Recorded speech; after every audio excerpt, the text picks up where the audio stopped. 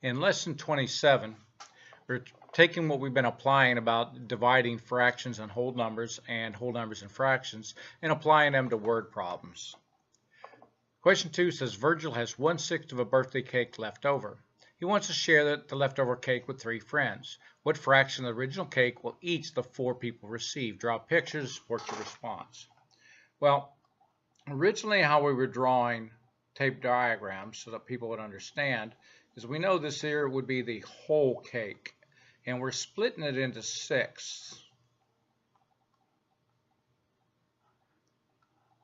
And the 1/6 right here is representing the cake that's being left over. Now he says that he wants to share the leftover cake with 3 friends, and the key word here is share, because if you look at the next sentence, it's what fraction of the original cake will each of the 4 people receive. So I'm going to be splitting each one of these 6, and I should have done a dotted line for that center one, into 4ths, since there's 4 people to share.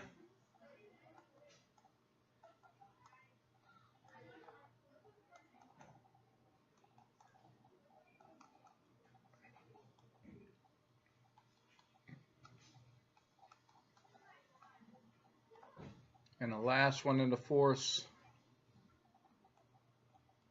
Now our answer is going to be this first part right here, be 1, and we know there's 4 in each one, so it'll be 4, 8, 12, 16, 20, 24. So that's going to be 1/24.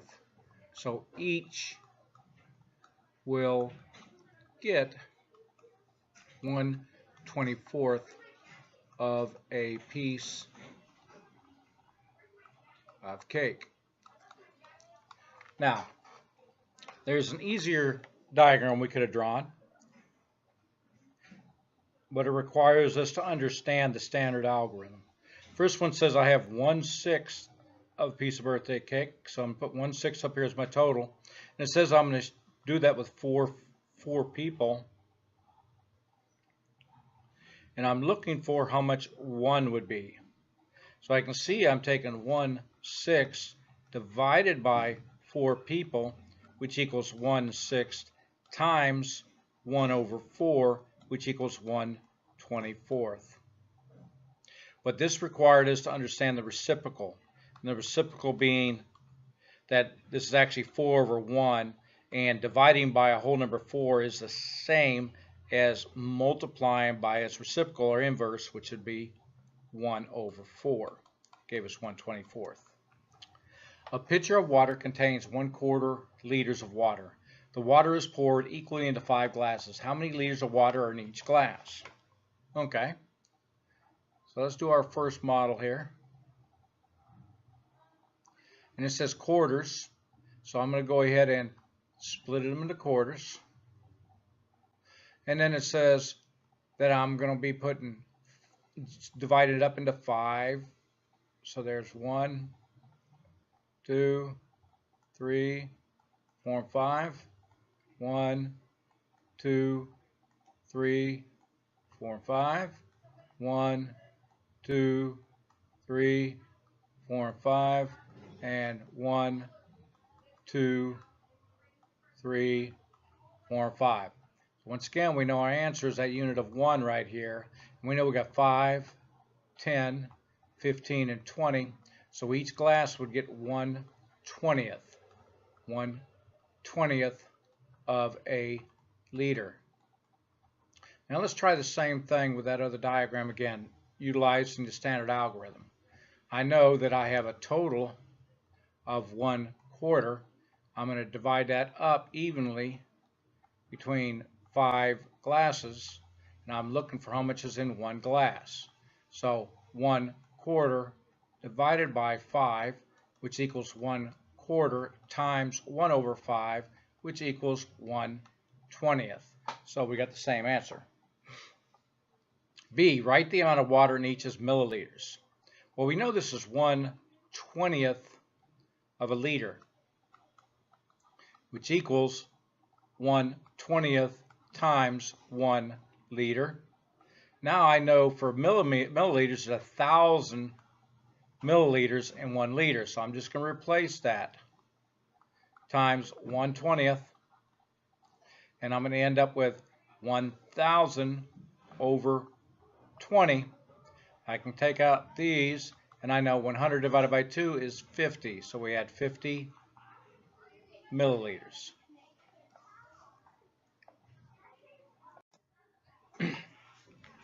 Drew has 4 pieces of rope, 1 meter long each. He cuts each rope into fifths. How many fifths will he have after cutting all ropes?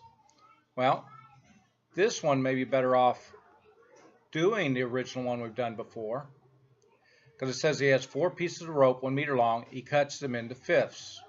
Okay, so on this one here, I'm showing my 4 pieces of rope, and then I'm going to cut each rope into fifths.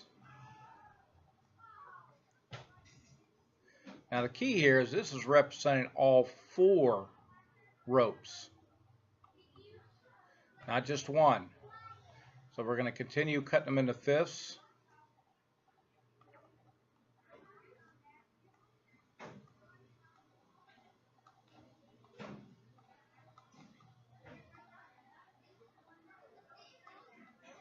Now it says how many fifths we have after cutting all ropes. So it's adding up all of them. So if I counted these, I know there's 5 fifths here, there's 5 fifths here, 5 fifths here, and 5 fifths here. When I add all those up, I'm going to end up with 20 fifths.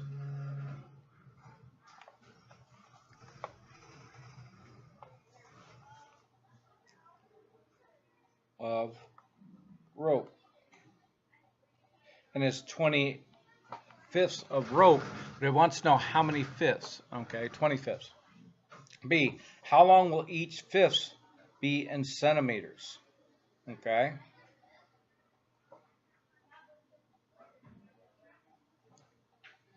Well, this is where we need to come back down, where we know if we go to a unit of 1, and this time I'm going to split this into fifths.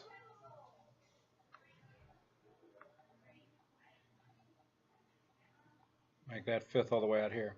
And I know I'm going to cut them in, I've got 4 each.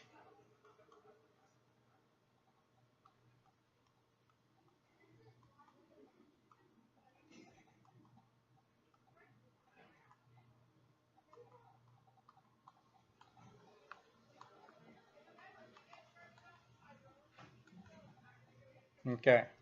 Now, we know that each one of these now, since this was 1 meter, this here is going to be 1, and this is 4 times 5, 20th of a meter. Now it's wanting us to show centimeters. So 120 meters equals 120 times 1 meter, which I'm going to change the meter out to centimeters. We have to know there's 100 centimeters in 1 meter times 1/20th, which is going to equal 100 centimeters over 20. And I know 100 divided by 20 equals 5, so it'll be 5 centimeters. Okay, and number 4. So the container is filled with blueberries. 1/6 of the blueberries are poured equally into 2 bowls. What fraction of blueberries are in each bowl?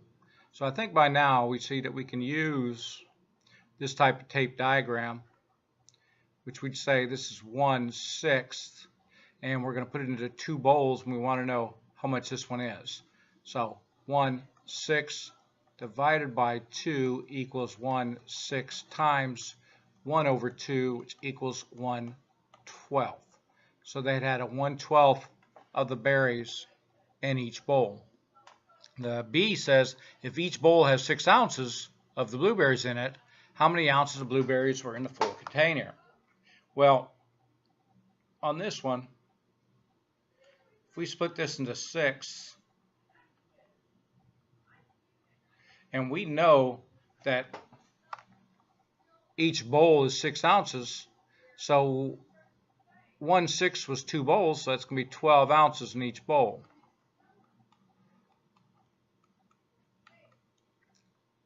So on this, we end up with 12 times 6, which would equal 72 ounces. And the last one, it says, if 1/5 of the remaining berries are used to make muffins, how many pounds of berries are left in the container? Well, with this one, we know that we have here 1/6 that were used in the 2 bowls. It says 1/5 of the remaining berries used for muffins. So we're going to use 1/5 here.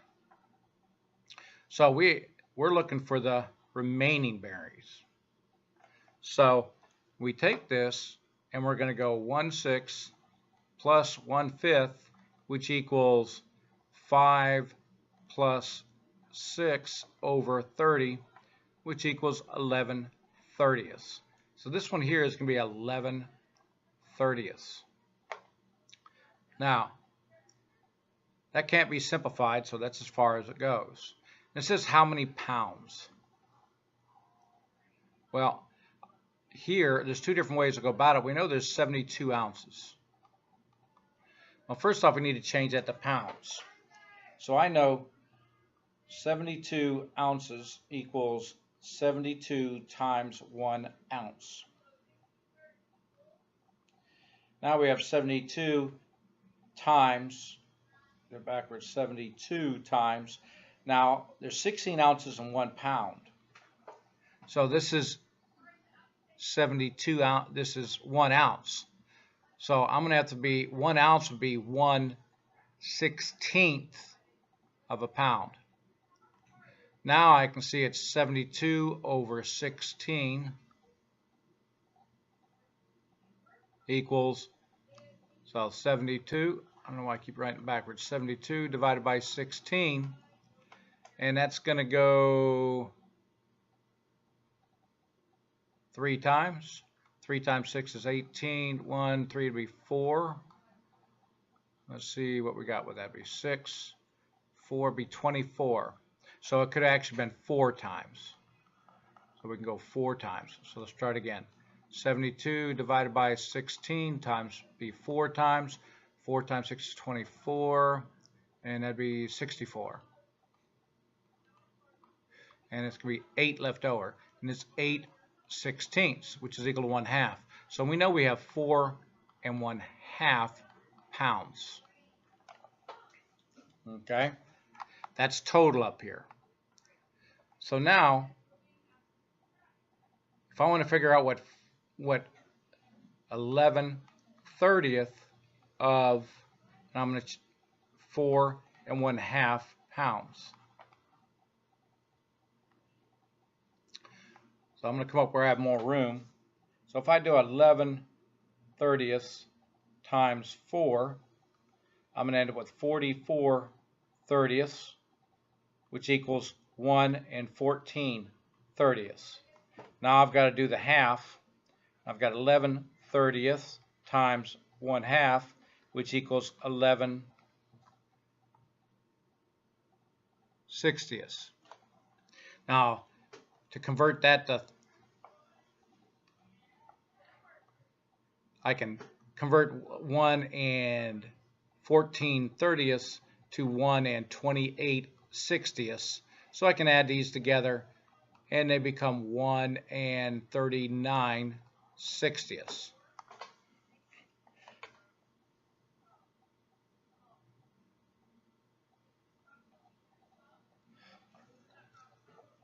Now 1 39/60 pounds.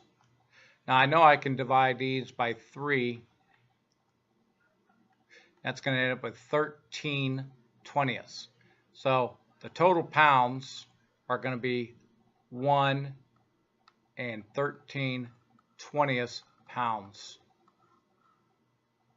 And that makes sense too, because if 11/30, if the whole thing was 4 a little over 4 pounds, and 11/30 is not half of that. So it's going to be less than half, which it is, 1 13/20.